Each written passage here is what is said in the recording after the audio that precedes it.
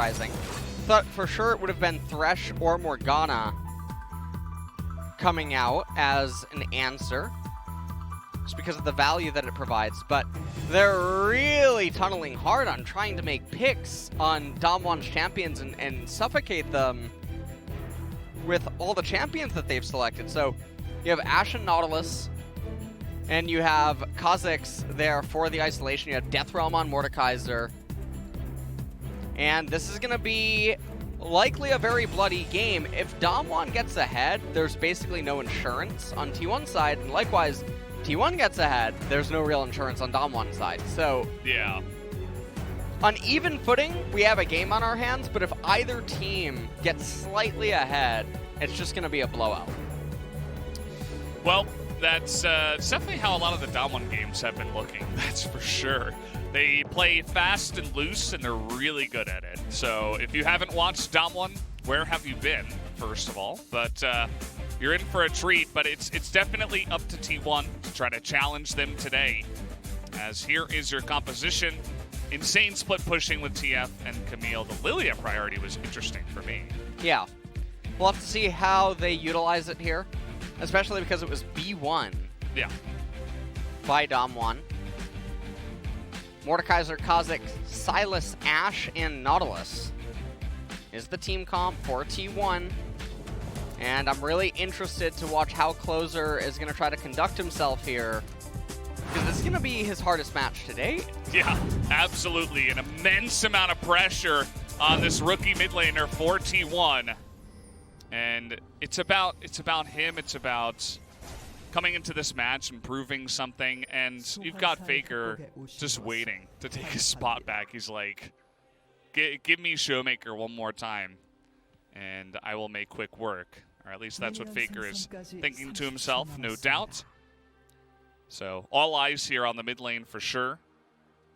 I'm very curious about Cuzz's Kha'Zix too, because it's definitely a pick that we haven't seen all too often in recent times, but does come out here in isolation against the Lillia. Can he pilot that to a high level? Yeah.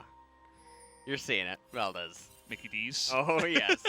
Welcome to the new sponsor of the LCK, McDonald's. Wow. Where was my Big Mac? Well, I didn't get that before the games, hopefully actually. Just made a lot of people order some McDonald's. Probably. It's definitely, I don't know what time it is where, everyone is, but McDonald's. When are we getting the McDonald's-themed skins? I'm ready for that. That does sound pretty good. Well, all right, Canyon's going to come in here. He's going to clear the Raptor camp. It's a pretty standard Lillia invade opening. Oh, he's... Oh, Smite comes in, and Canyon just got a face check here. The Kha'Zix getting to work with the red buff. The flash coming out from Canyon, and Cuzz says, well, I'm not going to flash after you. I'm only level 2. I'll get the win in the flash and let you be on your way. And so Canyon, what he was trying to do is just ding level 2 really quick, make it over to red, and then win the Smite fight. And if that works, you just win the game. Pretty much. The enemy jungler likely won't recover from getting first blooded, having 2 camps stolen away, and then being so far down in tempo. Nuguri now on the Camille. Up in top lane, 75% win rate, KDA 4.0. See how everything goes here. ShowMaker just trying to poke Clozer down. Has W and E as his first 2 skill orders, just trying to make use of a lot of the auto attacks. And you can see Nuguri's confidence up here in top lane with the call. Gold card coming out. ShowMaker really pressing for damage. He's already chewed through the potions on Clozer, who has the fleet footwork as well. He does have a biscuit, but mid is definitely in a very rough spot, and he has to be really careful because ShowMaker has Ignite with Spellbook. Yeah, that TF is looking to skirmish early and hard. He's not going to be backing off, so that's going to put a lot of pressure on Clozer, of course. We saw that Cuzz does have a number of Kha'Zix games in his history, obviously, and does have a winning rate on that. Also has a win in this season. I mean, we saw so little Kha'Zix that I even struggle to remember that game. I believe it was round 1. But definitely a while ago. Ooh. Oh. Cuzz is not going to be coming for it. Oh, he's waiting, and he's going to jump. He pounces on Canyon, but the Nimbus Cloak. He's very, very fast. Looks like Phase Rush comes in, and yeah, he's just not going to go down as needs to trade because the weight of Cuzz. A little engaged down here on the bottom side, but doesn't look like anyone is going to fight the dust. Teddy. Really nice focus fire, doing so much damage to Ghost during that trade. And so now, I mean, Nautilus and Ashe, they could just recall here. Which, I don't know if they're recalling or if they're going to get Scuttle Crab. It looks like they are going to get Scuttle Crab. So that's going to be their play. They have Cuzz at the top side of the map. He's just continuing to clear out his jungle. And Kha'Zix, he's mostly only going to be farming. There's 0 gank set up in top lane or mid lane. And the whole thing is he needs to just sort of survive until he gets to level 6, and then he needs to pray that he gets some kills. And meanwhile, I mean, the laners for T1, they're not doing so bad. Clozer has recalled one more time. He's a little bit behind in CS when you consider that they're even right now, but he's running back to a wave where some of the minions, I assume, are going to die before he gets to them. Ionian Boots was the first purchase for ShowMaker. Yeah, he's going to be looking to make plays pretty early. Here come the supports into the mid lane. Just hanging out, trying to get some vision down. Both of them level 3, so a little bit early to try to force any plays at this point in time. And we just saw Canyon farming out the last of his Krugs. He already has 40 CS, equal with this top lane, just behind ShowMaker. That is the power of Lillia. She is a power farmer. Yeah. And you can see right now on the minimap, I mean, Lillia's going to path towards the top left. You can see Nuguri, it looks like he has a freeze. And Twisted Fate has Destiny Gate. So Mordekaiser, he's level 5. He has to be very careful because he can just get blown up in a second. Now, he's almost level 6. This is the level 6 wave for Canna, so he's only a couple of minions away from it. But this would be right around the time where DAMWON is looking to actually make plays and get kills. Yeah. Well, you can see that Clozer in the mid lane, he's looking to clear out some of the vision. Looks like he took out a ward there, hopped the wall, and actually a wasted scanner by ShowMaker, thinking that a ward would have been placed, but Clozer decided not to place it. So a little bit of mind games in terms of the vision there. And this wave up on the top side did get pushed back, and now Canna is 6. Before, when it was frozen and he was 5, and he did not have the Death Realm available to force a 1v1. Yeah. Was definitely in a more dangerous situation. Now Canna, relatively safe under his turret with Death Realm, he's going to be just fine. Yeah, I mean, right now, he's sitting comfortable. Kha'Zix is almost finished with his left side clear. And it really feels like DAMWON has actually missed a pretty big opportunity to make some sort of a play happen. And so this game is definitely going very slow, all things considered. A bit slower than we would have expected. We would have expected these two teams to be looking to make some plays a little bit earlier on. Or at least DAMWON, in this case, this early on. As they're going to take the Scuttle Crab again. This is the second time Teddy's going to have that big influx of gold. Even going to hit full health, full mana, essentially, gets the little plant as well. And we'll just return to lane. Yep, doesn't bother to start up the Ocean Dragon or anything of that nature. Clozer does return to the lane. He has the Merc Treads on him. Meanwhile, Camille up in top lane, only at 44 cull stacks remaining. Does look like Canna's going to go for the Proto Belt first item, but everything just going very slow, and this is very beneficial for Cuzz on that Kha'Zix. Like we were mentioning in the draft phase, when the game settings are very even, it can really go either way, especially as we approach mid-game. And that looked like another very big wave that was handed over to Nuguri, who should have been able to freeze with it. And remember, ShowMaker still Destiny Gate available. You can see Canna can't walk up to the wave. He has to respect the fact that his jungler's not nearby. Yeah. Canyon could almost be there. He's essentially kind of idling around the tri-brush. Now he's going to enter lane, but you can see that ShowMaker and Canyon just casually going to come over here and take the Rift Herald, puts up the crab rave, says, what are you going to do about it? Absolutely nothing. As the damage out of Canyon, who already finished his Runic Echoes, is going to be quite nice to take down that objective right on the 8-minute mark.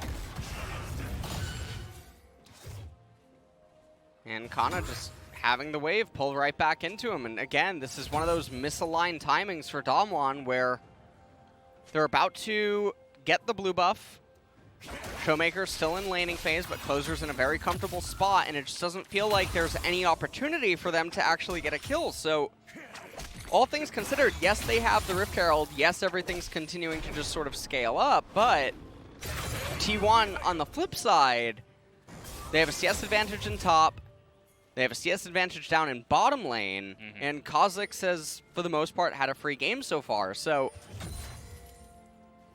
without a tier 1 dragon or anything being taken, T1 are in a pretty comfortable position. Yeah, absolutely. Sitting pretty for now. It's got to feel pretty good based on the way this draft went. And let's see what happens now. You see that Cuzz is getting on top of that Ocean Drake, and it's going to be spotted. So pings immediately coming out. And remember that DWG do have the ability to try to collapse early, but the priority in the bottom side looks pretty heavily in favor of Effort and Teddy. So we're not going to look to make a move as they're just soaking up that wave down there. So Ocean Drake will go the way of T1. Next one up is Infernal, which I could see some skirmishes going down for that one. Yeah. Almost certainly that should end up happening. First item for Ghost was Monomune, so we'll see when he can complete the Mirror Mana. As you can see, ShowMaker is not really able to find any openings with Destiny Gate. And the laners, I mean, everyone for the most part is playing ping pong, and it's less punishing for T1 to do that than it is for DAMWON. And so, right now, bone plating does get procced. Yeah, Effort very aggressive down there after the bone plating goes down, and actually BeryL just says, well, I'm going to back. Well, do you see the McDonald's flag? Oh, what? I did not notice that. Thanks for pointing that out. You're loving it? Yeah. What's your go-to meal? Ooh. For McDonald's. I actually haven't had McDonald's in a long time. Really? Yeah. You just order it every once in a while. I used to order it. Actually, I think I had it a couple weeks ago, actually. That's pretty long. I was getting real bothered one night. Yeah. Right around a co-stream, yeah. Okay. I had to order. I can't remember what I got, though. That's interesting. Well, I always go for the Big Mac set. Of course. That's kind of my thing. Yeah. Yeah, that's... What do you mean, of course? Of course. The classic. Yeah. It's, McDelivery is really good. Other, so I know that when I first came to Korea, it was mostly only a Korean, well, not Korean, but Asian thing. Yeah. Japan, Korea would have it. I remember streaming in, like, 2011, 2012, and people would be like, what do you mean you can get McDonald's delivered? Yeah. You know? McDelivery. McDelivery, yeah, of course. Yeah. I was definitely mind blown when I first learned about that when I came here. It used to be so much cheaper than it is now, too. That's true. Which, you know, that's a little sad, but... There was like a lower minimum amount that you could order as well, but, I mean, McDonald's isn't going anywhere, so I guess they're fine to up their prices. And yeah, I mean, there's just really not much going on in the game, so we just took a moment to shill our new sponsor here of the LCK, of course. And finally, we have this Rift Herald drop down. Everybody seems to be rotating to mid lane here, but Cuzz and Teddy a little bit zoned out for now. So the charge will come in, gets a bit of damage. Nobody wants to fight, and we literally can't kill. literally can't kill it. No. Okay, all right. Oh, we got a kill. Gonna be denied, and finally the Death Realm does come in with the TP as that yellow card going to waste here, but now Clozer coming up. Canyon gonna be the first one. We got a 3-on-2, but Nuguri very low. Clozer going for the kill, but it will not work out as now we have the yellow card come in, and the Lillia damage should tick down to eventually get him. They're gonna give the kill over to ShowMaker. That is a 2-for-0. Cuzz was doing the Wolves, and so Canyon there to help out on the gank, making it a 3v2, and then 2 kills for DWGG. Just like that, I mean, the game does actually blow open. All of a sudden, it's a 2,000 gold lead. Ooh, Cuzz is gonna... Oh, Nuguri. Captain, careful! Well. Ends up getting out, and Cuzz ends up blowing his ultimate, not gonna have that available. And so just like that, the game turns on its head very quickly. And let's just take a look at how this transpires. So, Canna, very far up inside of the lane. And he knows that he had to back off. Sylas is trying to come in with the teleport, and honestly, this gold card lasted a century. Ends up locking up Clozer, and then he tries to trade onto Nuguri to get a 1-for-1, but just doesn't have the damage. And then the gold card plus Lillia W combo, blocking it up. Lillia damage taking away, ShowMaker ends up getting the kill. And just like that, we have a 2,000 gold advantage, but finally, some kills being on the board. I see a Haunting, guys. I'm nice. happy. Is this your new favorite champion, by the way? Because she builds Leandries every single time. Like, every single time. Oh, we've seen her in the LCK. True. Selling a lot of masks nowadays. We have to. We gotta stop Boris. Yes, that's true. Oh, man. He's actually... He took all of the profits and the proceeds that he's made the last 2 years, and he's doing an item overhaul for Season 11. Wow. Yeah, outrageous, actually. The guy just can't be stopped. Just doing some work. And speaking of doing work, I mean, this Infernal Drake, we talked about a skirmish over this. DWGG decided they'd rather take Shirley instead. I mean, Lillia's not here, so they're, of course, not going to try to fight over this objective. So T1 essentially get a free Infernal Drake. Now, DWGG, with this trade, I mean, they're going to have to try to really push the issue and get some kind of advantage from that. Otherwise, it's not going to be very nice. Teddy will pick up all of that CS, doing very well for himself, ahead 21 down in the bottom side. Well, things are going pretty okay for DWGG, even though they lost the first 2 dragons. Yes, Infernal is very big for T1. But Mountain Dragon is a very spicy Drake, because if T1 gets it, it's almost impossible for DWGG to actually win a fight, because their champions will just lose the ability to skirmish. On the flip side, hold on. Wow, we are, wow. Bambi just disappears. Poor dear. Oh no. That wasn't very nice. Oh, Bambi. That was a good gank by T1, though. That Great was, setup by Effort. Yeah. As now we got a one-on-one up here on the top side. Nuguri's up a level, but we have Destiny Gate from the Sylas coming in first. As Nuguri, here's Cuzz as well. It's just a bully fest is over the wall. Uh-oh. And he dodges everything. Man. Nothing is going to land on him. We got Ashe Arrow now. That's going to sail wide. Hook shot number 2. See you later, says Nuguri. Effort, though, stepping up. Everybody on the side of T1 is here. No. And they're actually going to slow down ShowMaker here. He's going to have the flash. That is just a casual step up and frost arrow him in the face. That was a heist. I have no clue how he was allowed to get away with that, but he did. And this provided Ghost with actually a lot of relieved pressure down in bot lane. It does come at the expense of the flash onto ShowMaker, but that's not the end of the world. That should have easily been Camille going down. Yeah. 100 out of 100 times, but manages to find a way out, and now Shirley's going to be summoned here in mid, finally going to raise a turret, and these are going to be the first turrets of the game going DAMWON's way. And when you look at the health on all of the turrets right now, all of DAMWON's are so healthy. That is a lot of standing gold that's going to be very hard for T1 to claim. Whereas on the flip side, DAMWON's about to raise all of the tier 1 turrets. Just take a look at how this transpires. I have no idea what Canyon's doing with that attempted trade, because there's no way for him to get a sleep onto Sylas, so it's not like he would ever be able to kill him. Ooh, freeze. Ooh. Don't obliterate. Hey, he's actually taking his time with this one. Hold on here. Canyon spotted. He didn't obliterate until the last one, that's right? true, He was though. autoing. That was good. He could have obliterated the wave He and immediately could've, pushed actually. it back. Yeah, but he didn't. true. This is. Oh, Canyon.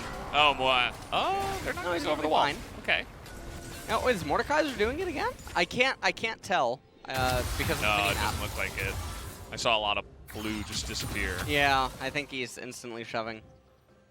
Well, yeah, he instantly shoved with the minions. Okay, so because he did that, Nuguri is going to get away for free. Not the end of the world, but not a whole lot going on. Neither top laner or Nuguri cannot actually push the top tier 2. And Canna, likewise, cannot actually advance too far out into top lane. Yeah. Because he risks just getting killed. Now, Cuzz is going to shadow him right now. And that ward is not going to spot it.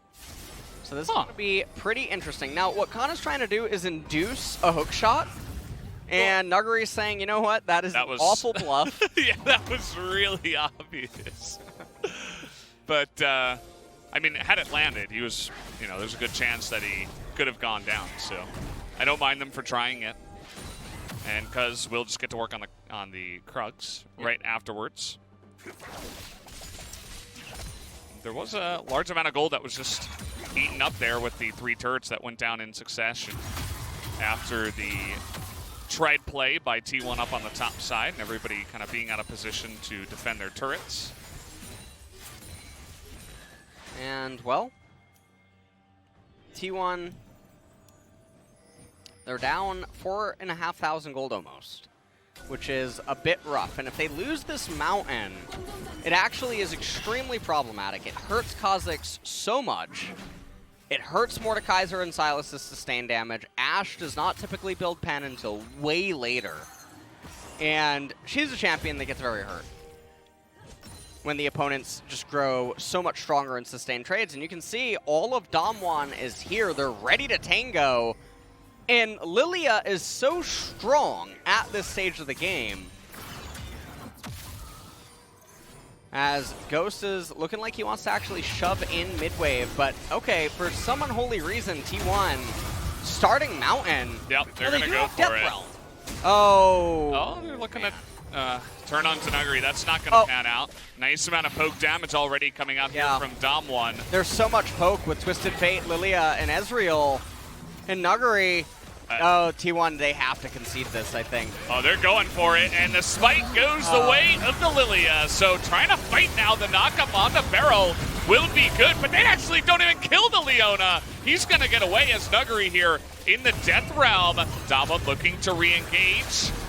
ShowMaker going around the right side. He's going to find Teddy, and down he goes, and this will be a massacre by DAMWON over T1. They funnel them into the Drake pit and take them all down, only losing a couple of their members for it. They also stole the Mountain Drake, and that is a huge swing into the pockets of DAMWON. Yeah, and I feel like losing that Mountain and losing that fight in that manner might just be the nail in the coffin. Now, I was mentioning they should just concede it. They're at very low HP values, and this angle of a fight is way too favorable for DAMWON. Even if BeryL goes down there, what does it really do? Because take a look at Leona for the remainder of this fight. She's not doing anything. She participates pretty much nothing. Twisted Fate just has so much value, and when Camille comes out of the Death Realm, she's pretty hungry for some kills.